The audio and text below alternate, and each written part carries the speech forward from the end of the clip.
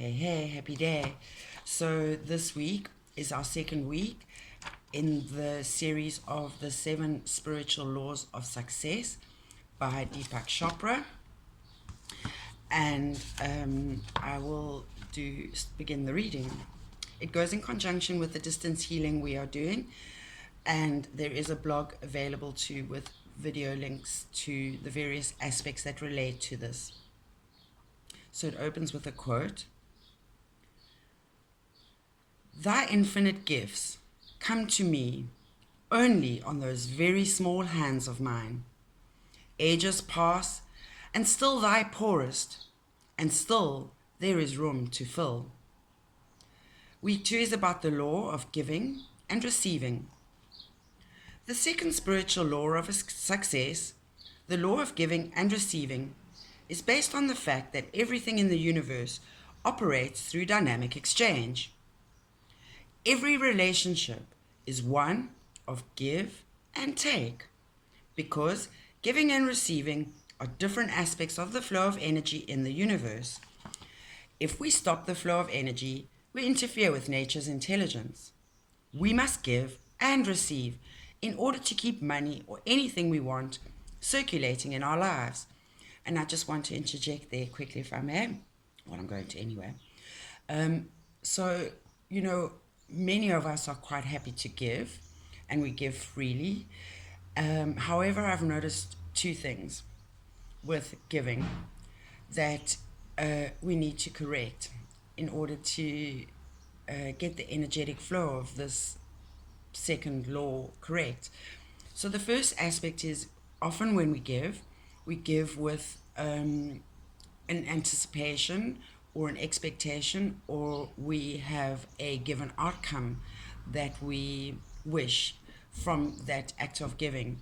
So really the act of giving is a pure act of true unconditional love, and really what we ought to do is be giving for the sake of output and not really worried about where and how that is coming back to us, or what we shouldn't be giving because we want something out of it. You've got to give freely, no strings, no conditions.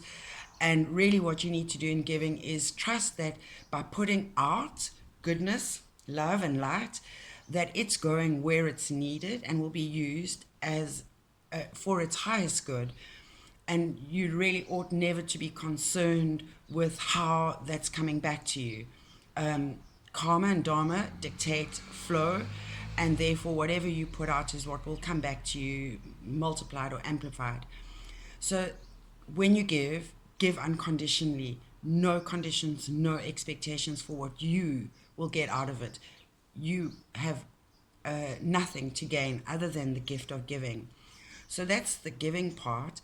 And then you don't have to be concerned with receiving, because your miracles and blessings will come to you. And in fact, yesterday I pulled a card, and it comes from Ecclesiastes, I think that's how you pronounce it, from the Bible. And it talks about cast thy bread upon the waters, and after many days it will find its way back to you. So essentially that's what giving is about. And here's the other thing with giving. We might be quite happy to give, but the problem is with the flow, we block the flow when we don't receive. And sometimes people want to give and we block, and therefore we deny them that beautiful gift of giving. So in receiving, you're actually allowing someone the pleasure, the joy, the love that they get from giving, and we should allow them that. So please always receive gratefully and gracefully. And yes, currency, our word for money, derives from a Latin word meaning to run or flow. Money is a symbol of the life energy we give and the life energy we receive as a result of the service we provide to others. Like a river, money must keep flowing, otherwise it begins to clog and stagnate. Circulation keeps it alive and vital. If we stop the circulation of life energy, If our intention is to hold onto our money and hoard it, we stop its circulation back into our lives. The intention behind our giving and receiving is the most important thing. And on the second Sunday, the 2nd, so our first distance healing session, we really started with focusing on what is our intent, to become aware of our intent. And so when we are giving, we need to, this week, perhaps try to focus on giving a little more, being aware of receiving openly and graciously, and being aware of our intention in that giving and receiving. When the act of giving is joyful, when it is unconditional and from the heart, then the energy behind the giving increases many times over. Like I said to you, it's amplified. What comes back to you is always amplified. It's the nature of the universe. But if we give grudgingly, there is no energy behind that giving.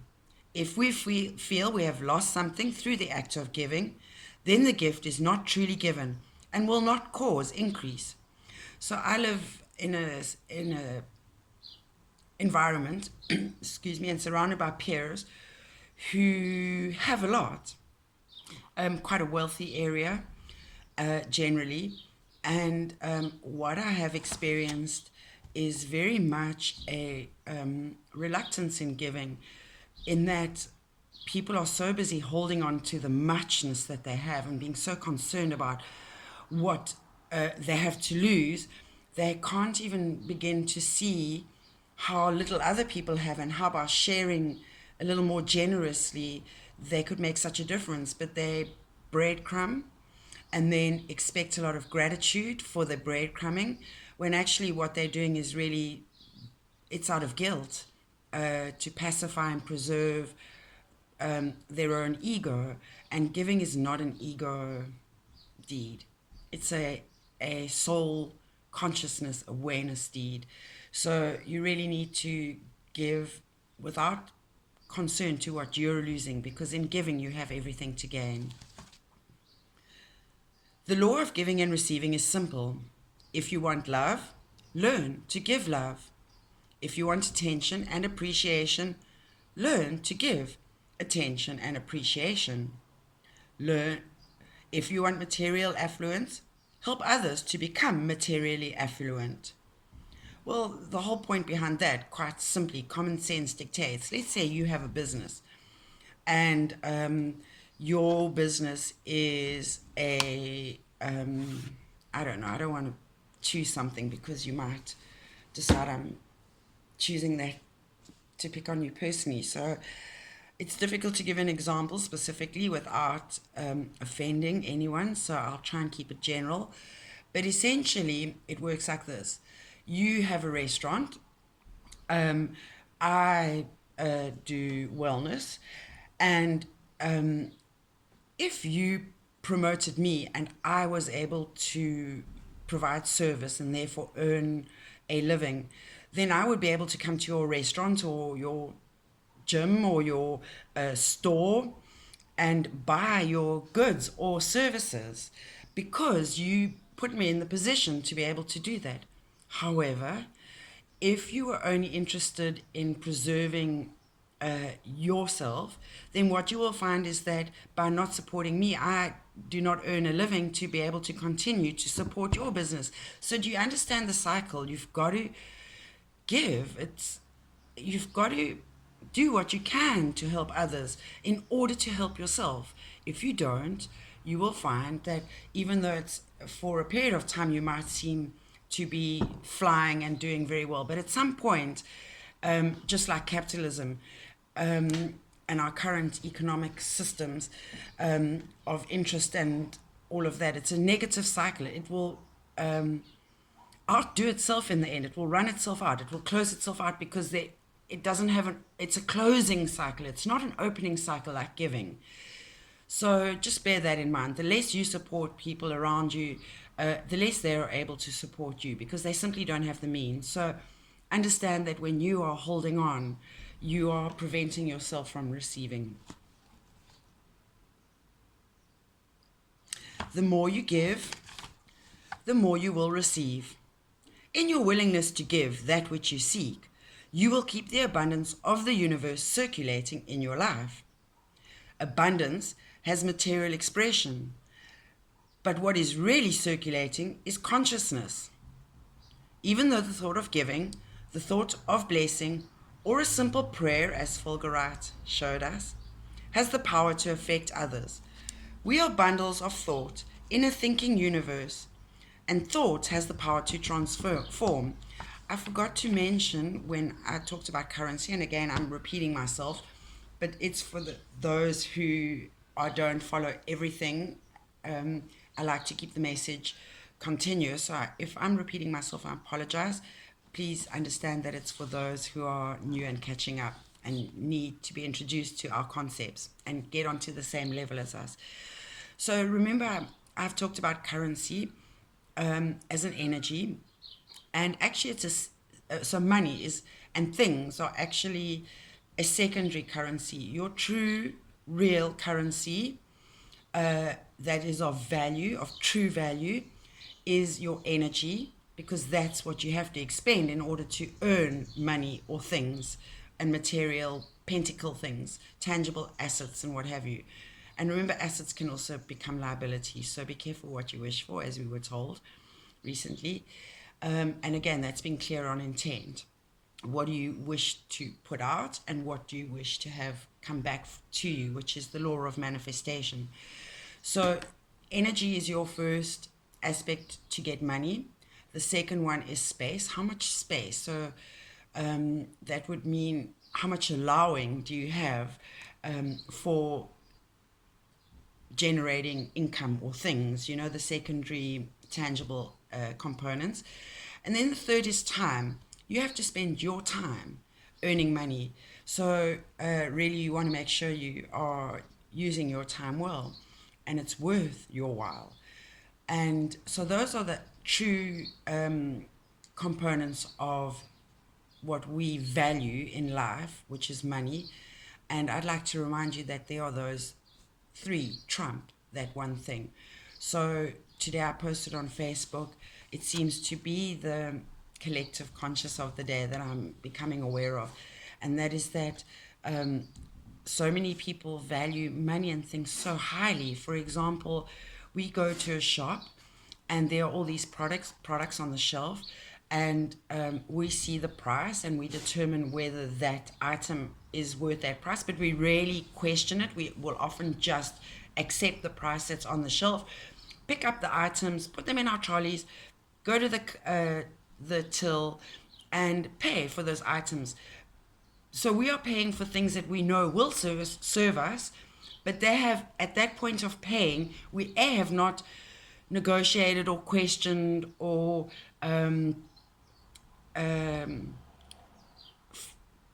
negotiated a price that suits us for the value of that thing. We allowed someone else to determine that, and we accepted it and paid it before it has served its value.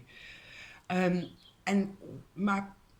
the contrast to that is that we do that without question and no negotiation, or very little.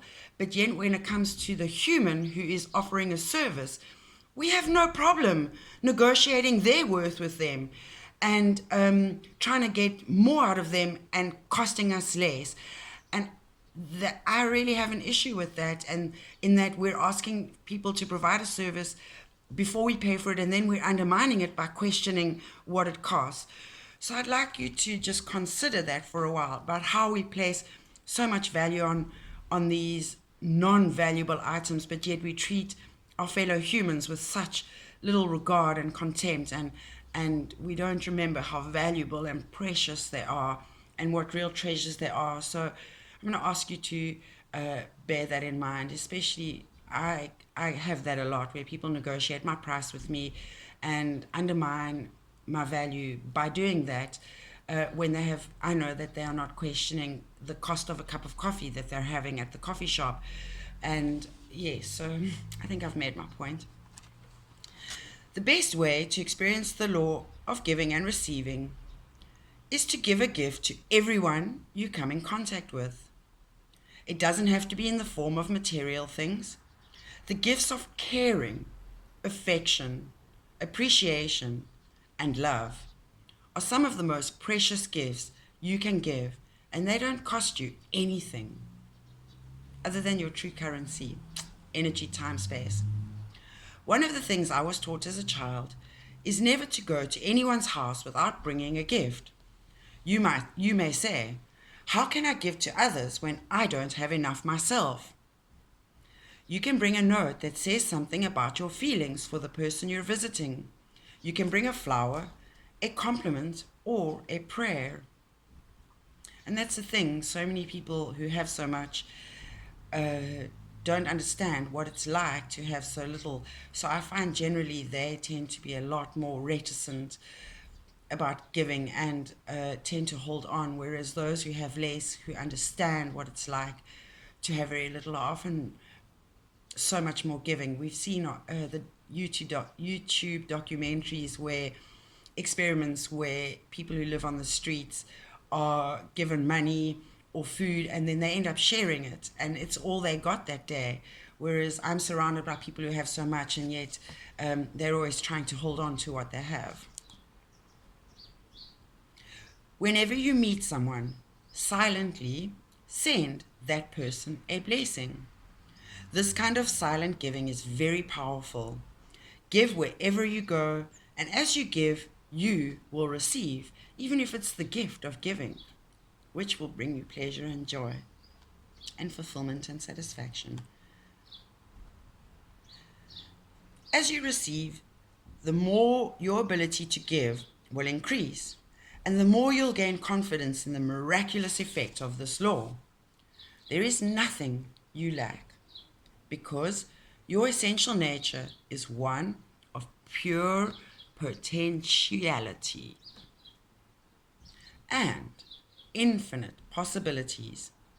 You are inherently affluent, no matter how much or how little money you have, because the source of all wealth is the field of pure potentiality that knows how to fill every need and seed. Giving and receiving are nothing other than the flow of life, the harmonious interaction of all the elements and forces that structure the field of existence. The exchange of energy is a process that has its own timing, organization, and beauty. Your life unfolds in the same way. Everything that comes to you isn't something you earn, but a gift freely given by the universe, which means it comes from a deep awareness of what you need. Think of all the things that have been freely given to you without your having to ask for them. Just experiencing gratitude allows you to participate in the law of giving and receiving. Nature supports your every need and desire, and wishes and hopes, including your need for joy, love, laughter, harmony, and knowledge, because we're on this journey of self-discovery. Seek these things first, not only for yourself, but for others too. And all else will spontaneously come to you. To experience the law of giving and receiving, give a gift to everyone you encounter, be it a compliment, a flower, or a prayer. This will begin the process of circulating joy and affluence in your life and in the lives of others. Gratefully receive every gift that life offers you. Be open to receiving, whether it be a material gift from others, a compliment, or a prayer. Silently wish everyone you encounter happiness, joy, laughter. By giving and receiving the gifts of caring, affection, appreciation, and love, you will keep wealth circulating in your life. So please, this week, in order to stay focused on this law of giving and receiving and learning how to integrate it into your life, I'll be doing tarot card readings from time to time to guide you as and when the message the messages are always appropriate, but I don't want to spam you with lots of info. So I'm just going to pull out the most important parts that pop out for your attention and put them in front of you for contemplation and consideration.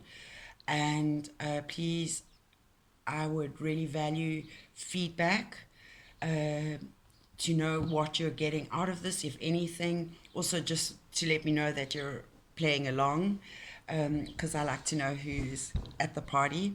I don't see you in this virtual world. Also, comments, suggestions.